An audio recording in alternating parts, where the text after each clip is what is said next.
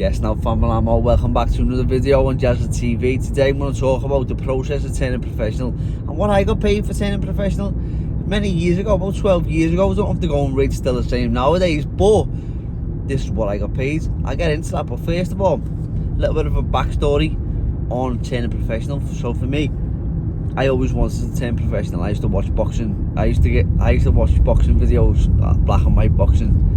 And no one in my family has ever boxed. No one showed interest in boxing. My cousin boxed and I went down to the gym with him and his dad.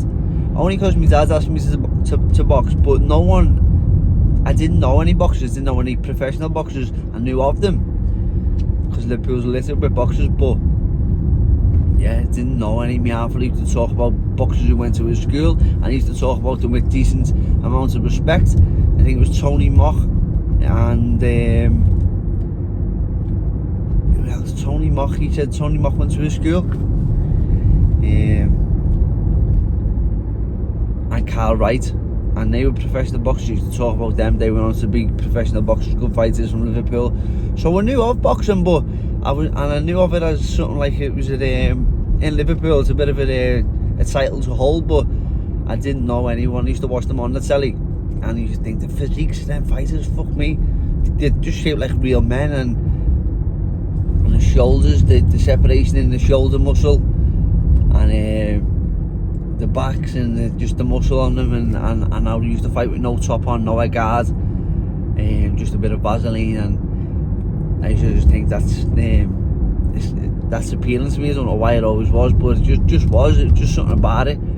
The sweat flying, just really enjoyed it. I always wanted to be a fighter. I always and the truth was, as a kid, the first book I ever read myself willingly, was a Mike Tyson book, and that was the age of 14. And other than that, I probably would have never picked a book up if it wasn't Mike Tyson. I was obsessed, and still am, with boxing. And my goal was to be heavyweight champion of the world, believe it or not. I used to read the Tyson book, and I used to think to myself, I will grow. I don't know. I don't know when, but I will. I'll definitely grow to be heavyweight champion. Bear in mind, my alpha is 5'9", and my ma's about 5'3" maybe. So I don't know where that came from, but it never happens. And as soon as I let go for the fact that I won't be heavyweight anyway, but I will be world champion. But that being said, I went to my first professional fight with Georgie Treble. Georgie Treble was my boxing coach in the Golden Gloves, and he took me to a professional boxing fight show in Everton Park. I don't know who was fighting. It must have been around 2006. I don't know whose show it was. I don't know who was fighting. But I remember watching, I think Nick McDonald was on the undercard actually. That's where Georgie got the tickets from. But I remember thinking, fuck me, it's different. Wow. It looks different on the telly. And when you're in here now, and it's not that warm, and it's cold, and it's not that glamorous, it looks a lot different. And it was eerie. That's what I felt as a kid. I felt, this is eerie, this. And I remember I had to put it aside, what I thought about it, because I was used to boxing in nice, comfortable, big gloves and a guard, and it was a nice atmosphere, and the lights were on and all that, and it went so I could smell it. Hostility in the air. I don't know who I was sitting by or why it was so hostile, but that's what I felt, and that's the sense I got, and it was a little bit different. And I sort of put it to the back of my mind and said, well, if this is the way it is, this is the way it is. It still doesn't change the dreams and aspirations that I've got, and I will one day be a professional.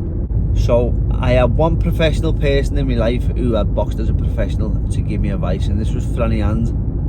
Franny Hand's still in my life now, and he's been a massive help to me throughout my boxing career, not only my career, my life too. And he gave me a lot of time when I was a young kid, time that I didn't feel like I deserved, and I felt like Franny was an angel to me, and he was sent by God. And if I didn't have Franny, things would have been different for me. Very, very lucky to just come in contact with him. We only came into contact with Franny because he let the whole gym use his gym whilst our amateur boxing club was getting done up, and I just met him from there.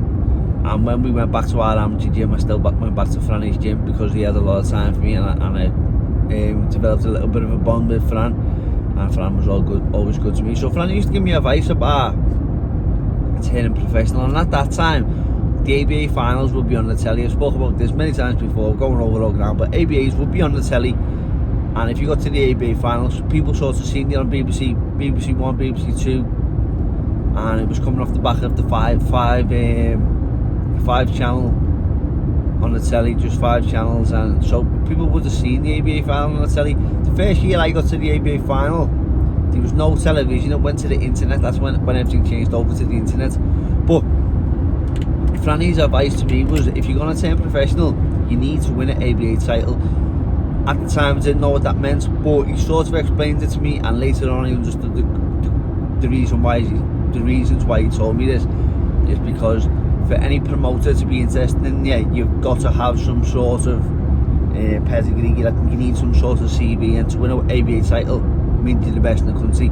I was the best in the country 5 out of 6 years before that, but that was as a kid. This first time I went in the ABAs at 19 and proved I was still the best in the country. At the same time I was boxing for Great Britain, so I had a good CV. I'd travelled away. I'd been to 2 European Games, the Commonwealth Games, picked for the European team, didn't go there, European Union's gold and 2 Four Nation golds, and so he had a good CV. Turning professional, if I knew what I knew then, I could apply a proper CV and have confidence in my CV. But me turning professional, just as a kid come from a council estate, I was starstruck by these people. So I went for meetings with anybody who was a good promoter at that time. So for me, going for a meeting with Frank Warren, this is the fella off the telly. Going meeting Ricky Hatton, Frank Maloney, these are the fellas off the television, you know. And it did help me a little bit, because I weren't in awe of them, because like I say, I didn't really know boxing. I just knew I wanted to be a boxer, so that went in my favour. I wasn't starstruck by them, but also I knew these were professional people, and I grew up with boxing posters on the wall, and these people would be on the boxing posters, the names promoted by Frank Warren. I used to have the fight school posters on my wall with the likes of Ricky Hatton, Jerry Matthews, Matthew Macklin, Jamie Moore. I can see it now. Who else is on there? Paul Smith Jr. Yeah, so he has all the fight school posters on the wall. So, and this would be promoted by Frank Warren.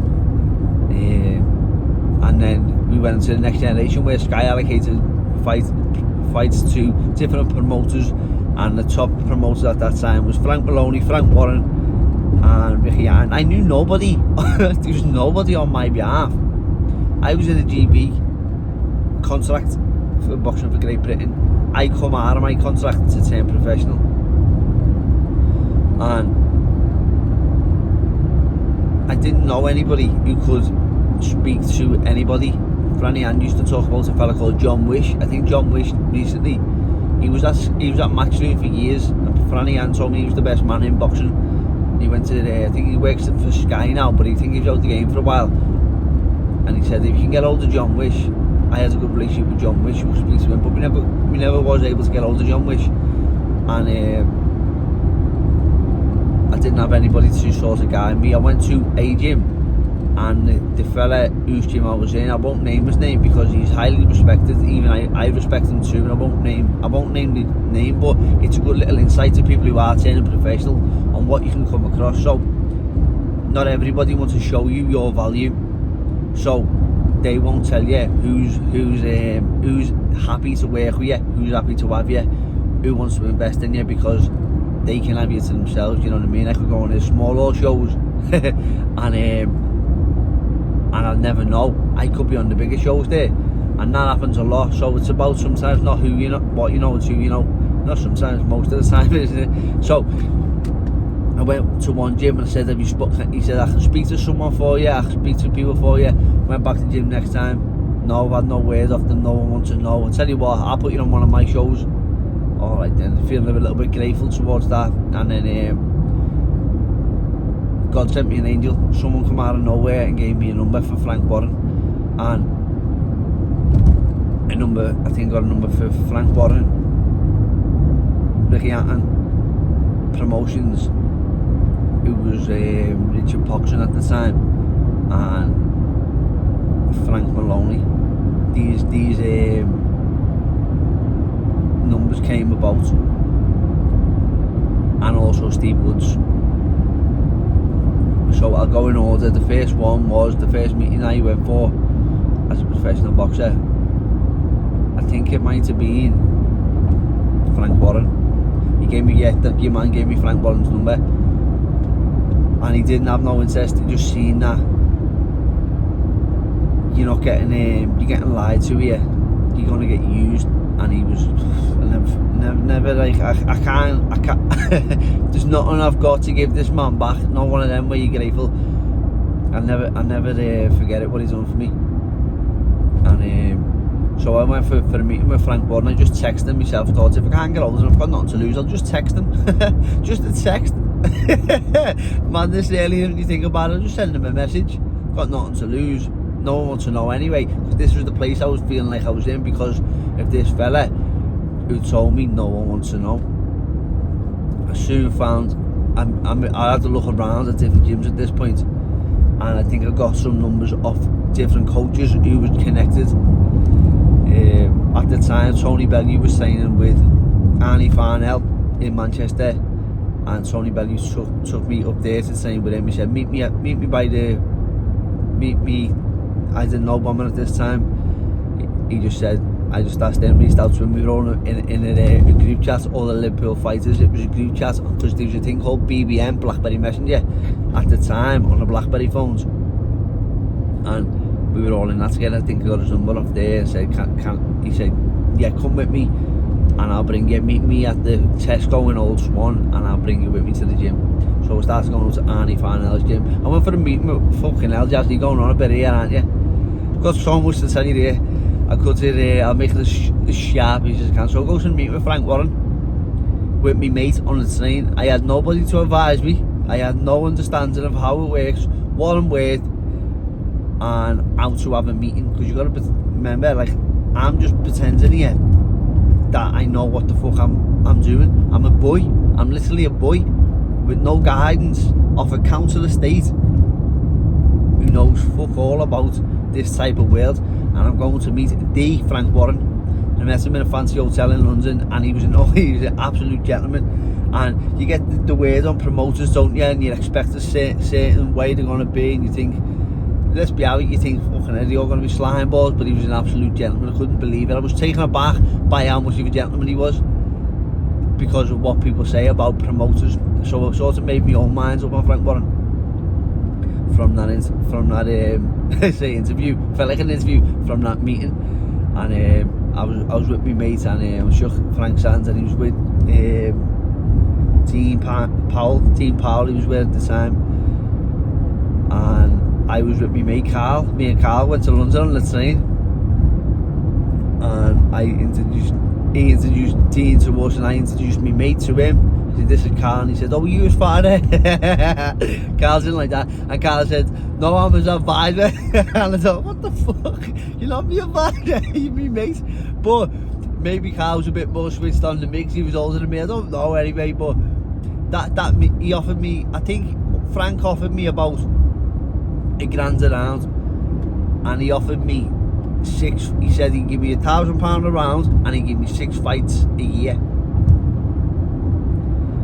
And I'm fucking over the moon with that. I can't believe that, you know what I mean? I'm buzzing. Couldn't be happier with $1,000 a round. But little did I know, that's the fucking minimum that I should have been getting, and that was a starting point. And because I didn't bargain, the deal wasn't the deal anyway, so I cut that one for another time. But anyway, I went back home, and then got another meeting with, I went to Farnell's gym, and Farnell's gym was fucking flying at the time, with Frankie Galvin, Tony Bellew, like I said, Matty Hall was there, Paul Butler, I think Paul Butler was there. Some gym at the time, I can remember the gym thinking, wow, this is great in here. I'm missing good fighters off here as well. There was some gym, and I got a meeting with Frank Maloney, I think. And Arnie was conflicted because all of his fighters went with Frank Warren, and he couldn't sort of train me at the time because I was gonna go meet with Frank Maloney. So I went back home and I found a gym, Devon Red Triangle in Liverpool, and we went for a meeting with Frank Maloney. I'll never forget the day. Vividly went down to the northeast, and he was showed the next day. He was staying in a hotel because he was he had a show on and all the fights in there, and I was listening on the phone. Whoever was doing the matching for him fucked up, dropped a bollock, because he had Martin Ward from Burley, the northeast, was a really good fighter. I remember how good Martin Ward was, and I could hear him over speaking on the phone. He was saying, I don't care if he's got a fucking stone on him, he can beat him with one hand or something like that. And I remember thinking, well, he had a stone, this fella's probably never boxed before, because he's saying it's only a stone, and I knew as a fighter a stone is a lot. And it turns out that fucking the next day Martin Ward must have sold all the tickets already, and he gets in there and he gets knocked out of this fella. The fella was like supposed to be a journeyman, but obviously he come to win. He knocked Martin Ward, who was a top prospect, clean out. But anyway, we went for a meeting with Frank Maloney. Went up to his a bedroom, not alone by the way, and went up to Frank is now Kelly. I'll be respectful and call Frank Kelly, but obviously I knew him was Frank. And so I went up to Frank's room, and he gave us a deal based on the fact that he had a fighter called Rendell Munroe, the bin man. He had the bin man fighting in Japan for a world title, a WBC world title, and he was banking on this win because he said he'd give us 4 fights a year and he would match that money. I think it was £1,000 a round. And he said, and while we're here, the fellas in Southport, I also want you to go spar with the bin man. He'll pay you for rounds. I think it was 80 quid for 6 rounds or something like that, a day for 3 days. 3 days in the same week it was. So that was my first experience of like real professional sparring, and I travelled anywhere I could. So Frank had offered me that based on the fact he was going to get these dates. So Rendell Munroe, sparring with him, and he used the 2 days, he didn't ask us back for the third one. And I got black eyes the first day. Good sparring, he held me own. And but I came back on a black eye because he had an amateur head guard. That was one of the lessons to learn. Get yourself a cheek head guard, you know, got myself a new Reyes head guard, and went back down the next time. And done even better, I would say so. And then they didn't ask us back for the third one. Now I always take that as a compliment, you know, so I don't know what or why, he never explained to me obviously, but that was just the way it was. Rendell Munroe was a nice fella. Well, he was nice enough, you know, when we went to the gym. I think he was tired. Looking back now as a professional boxer, he didn't give a bollocks about me, just the kids, dismissed me, you know, he was tired in camp, he just came in, oh, you're the sparring partner, you're the work, and he just dismissed me. I weren't used to that, you know what I mean, and I thought it got me back up a little bit, and, and it was good sparring. And it turns out Rendell didn't win the fight. So what happened there is the deal we were waiting to sign with Frank, it was stalling, and it was like, Frank, what's going on with this deal? And a few weeks have passed by. It weren't a bad thing really, because I got to get to know my coach as a professional boxer, and I got to like try and learn as a professional boxer and get some good sparring in the meantime. Sparred everyone. Went and sparred with Scott Quigg, Carl Frampton,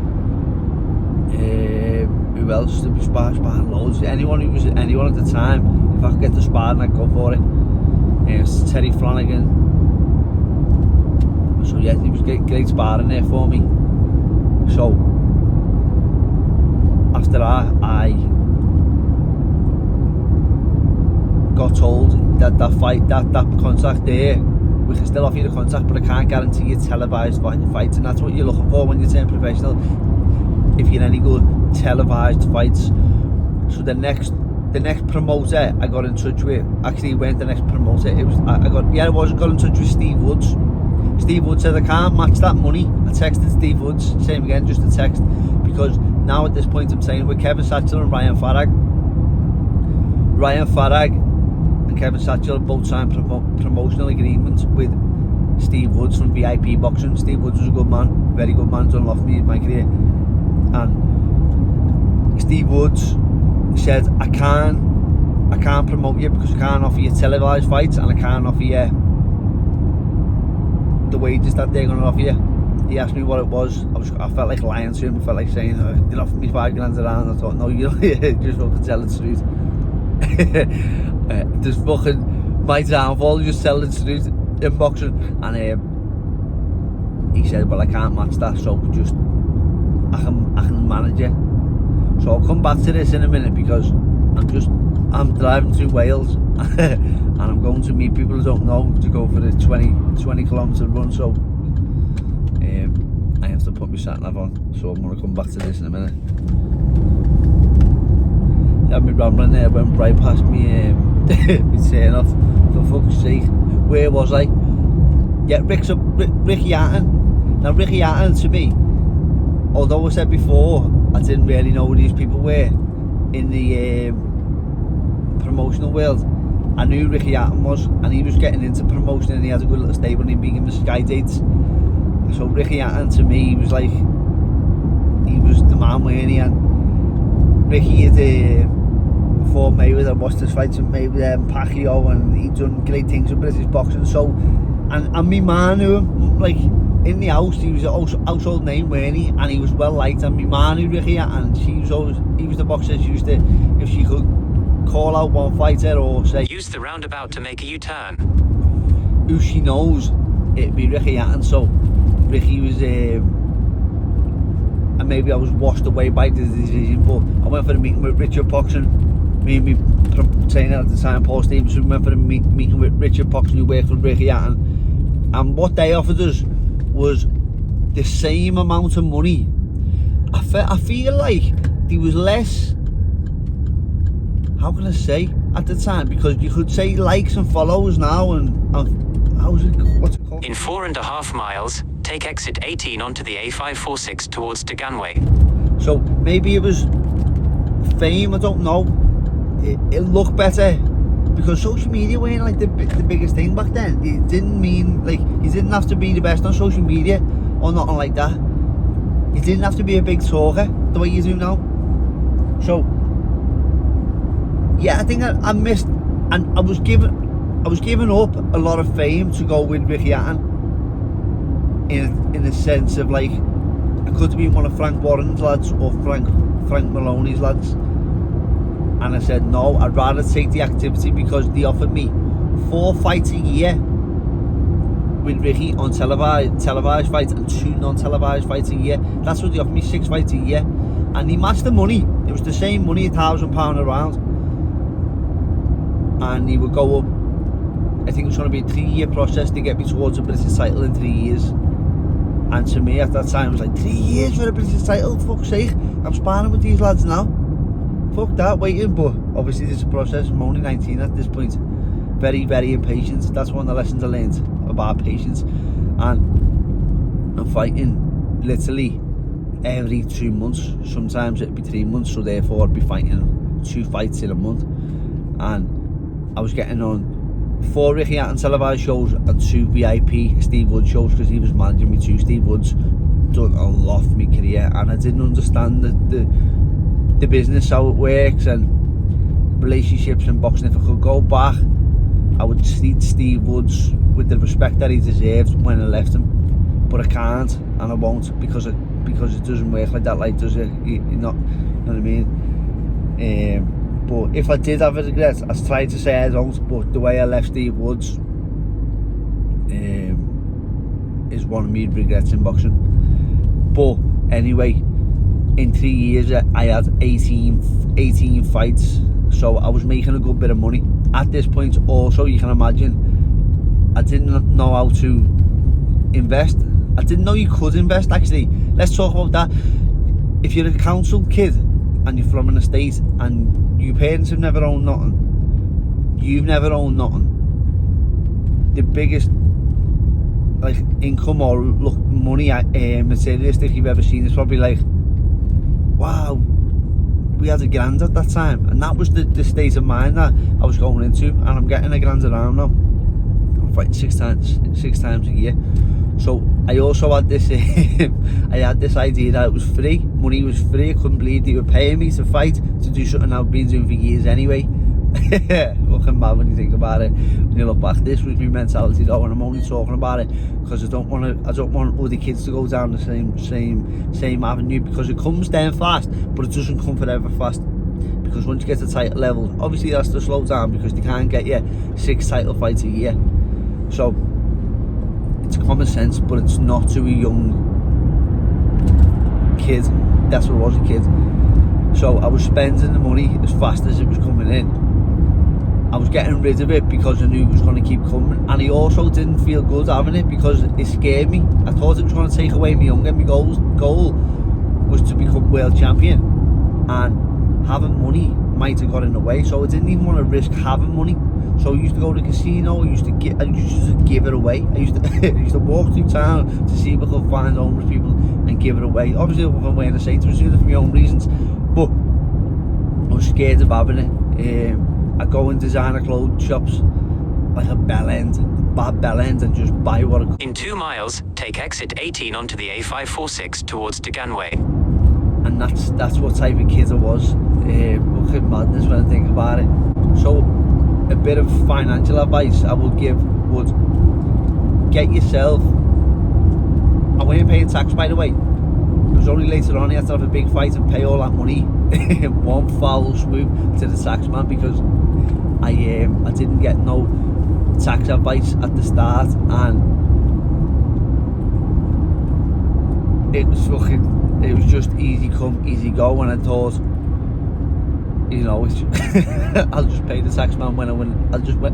This was my plan. I'll pay the tax man when I win a world title, when I win millions. That was my plan. Because you assume if I'm getting a grand around for fighting people who can't even stand properly and throw punches properly, what am I going to get for fighting for world titles? It doesn't work like that.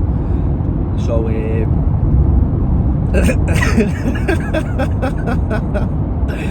I'm just laughing because the mentality of me back then, it was so fucked up, and I didn't value myself, you know. It was only later on in my career when I met Tony Bellew, and he advised me on this stuff, and he said, what you need to do, you need to open yourself a business account, put your money into a business account, because you get taxed less. You can use your money that you're using to spend on boxing, you can use that as a business. And I didn't know boxing was a business. I thought it was a hobby. All this time I'm getting paid to fight, I didn't know still I had a business or a product. And he told me, advised me, and also you need to open a... Use the left lane to take exit 18 onto the A546 towards Deganway. He said you need to open a business account for properties, and you need to, when you get a good payday, you need to put your money into property. And I thought, how do you put your money into property? Because it's that good paydays. Take the exit, then at the roundabout, take the first exit onto 4th 6G Road towards Deganway. I'd had half-decent paydays before, but I thought that you needed... At the roundabout, take the first exit onto 4th 6G Road towards Deganway.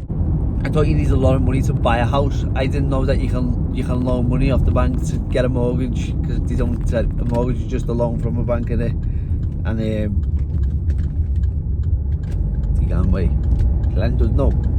And that was my plan. Just buy the house. At the roundabout, take the... I didn't know what investing was. So later on, I managed to do that, what I said there about paying the tax, and also investing in properties, buying houses, setting my kids up, and because that was my idea. Don't be getting to the end of your career and your kids ask you. At the roundabout, take the second exit onto New Road. My takeaways from this topic would be that invest with your money early on. I see young fellas doing it now, and I think, oh, for fuck's sake, you're putting yourself in a hole with the tax man. You're not paying. I know you're not paying your tax because life's moving too fast. You're not putting your money aside. You're not putting your money into nothing. You're not putting your money away. you're not looking to invest, and it's horrible because I can tell they haven't got no advice around them, no one to do it, no one to show them the way, you know what I mean, because they've had no one in their family who's done it before and stuff like that, and I get that. So that's just the way it is for a lot of fighters, and promoters know this, you know, and they know this, and then it benefits promoters sometimes because they know when a fighter's in a hard, tough time and he can offer them less, and he'll take the same fight for less money because he needs it, because he's got none, or because he owes it to the tax man, or because he needs to pay his mortgages, blah blah blah. So that's just the way it is. So the takeaways from this whole conversation for me would be, if I could go back in time and do it again, I would do them few things I told you there about the finances. I would definitely get on top of my finances early, because you need to be ahead of your finances, not catching up with them. When I was a kid, when I used to go into one of the gyms, stay from the offer, wanted to kill everyone, I would go into sparring. I sparred with Campbell Hatton not long ago, and after the sparring, Campbell said to me, "Jazz, what would you do a bit more?" And he took me by surprise by how humbling it was, and he said to me, "Any advice on what I've done wrong there?" And I was like, wow, it blew me in. I thought, what a lovely fella, young fella he is, just to ask that advice. It shows he's got no ego.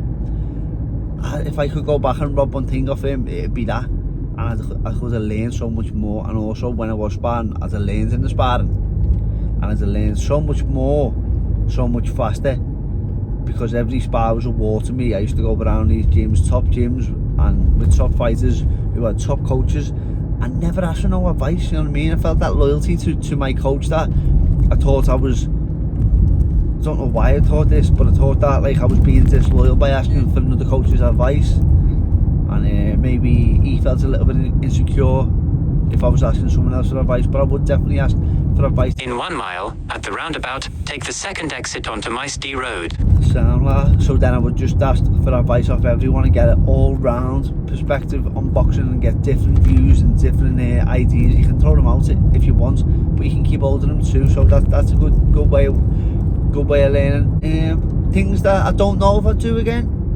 I don't know. Like when I say that about, I wanted a war with everyone, that was just what type of fighter I was as well, and I got confidence from going into these wars in sparring. I sparred a lot early on, and I sparred everyone just to help, because I know what it's like when you can't get sparring. And Jimmy Neary gave me some advice once. He said something along the lines of, fuck that, don't be going around sparring anyone, it's your head, it's your kids, and if you're the one who's going to be sitting there punch drunk, your kids have got to sit with you and talk to you, and you're fucking slobbering along them lines. And I thought he said, don't let no one hit you. That was great advice, that. And my mindset changed a little bit. But then again, people ask me for sparring, I thought, come on, I'll help you, of course I'll help you. It's the way, because I hate it when you look for sparring and people are like that. So I don't know, would I change that? I don't know, probably not.